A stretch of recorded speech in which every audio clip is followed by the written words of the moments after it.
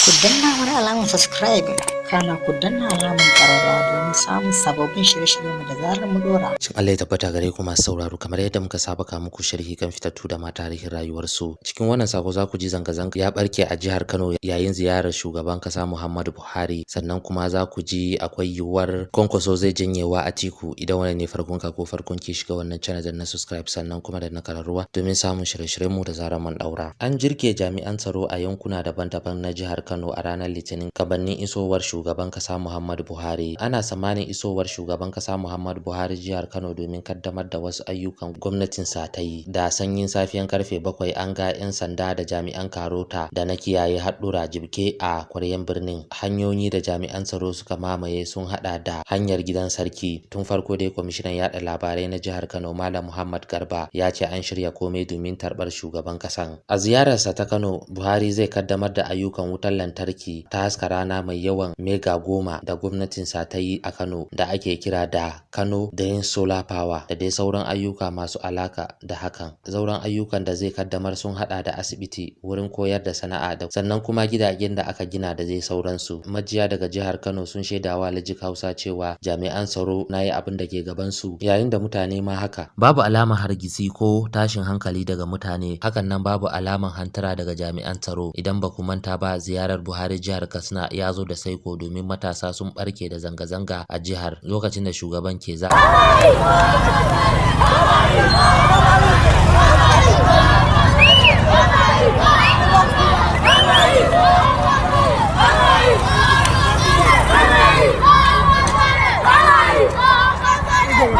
zanga-zanga a jihar lokacin da shugaban ke zagayawa a jihar. Sai dai wasu rahoton da muka samu daga Hotoro ya nuna cewa fitatattun matasa sun kona taya suna ihu ba ma yi akan hanyar da Buhari zai wuce, yayin da wasu rahoto na nuna cewa zanga-zanga ya barke mai karfi a Kano, kamar yadda kuke gani hotunan da bidiyon kamar haka, inda ake ihu ba ma yi. A wani hannu kuma za ku ji gabanin babban zaben shugaban kasa na shekarar 2023, shugabannin Arewa sun yi karin bayani game da yiwuwar Sanata Rabi'u Musa Kwankwaso na jam'iyyar NNPP ya janye yawa takwaransa na PDP Alhaji Atiku Abubakar. A ranar Ladi 29 ga watan Janairu, dattawan Arewa sun nuna yakinin cewa Sanata Kwankwaso zai rushe sarinsa don goyon bayan takarar shugaban kasa Alhaji Atiku Abubakar. Ko da dai Kwankwaso da NNPP sun sha nana ta cewa ba su da niyyar janyewa kowa, domin suna so gwabza da takwarorinsu a babban zaɓe mai zuwa a ranar 25 ga watan Fabrairu. To masu sauraro, Ku danna mana alamar subscribe, kana ku danna alamar ƙararrawa domin samun sababbin shirye-shiryenmu da zarar mu dora.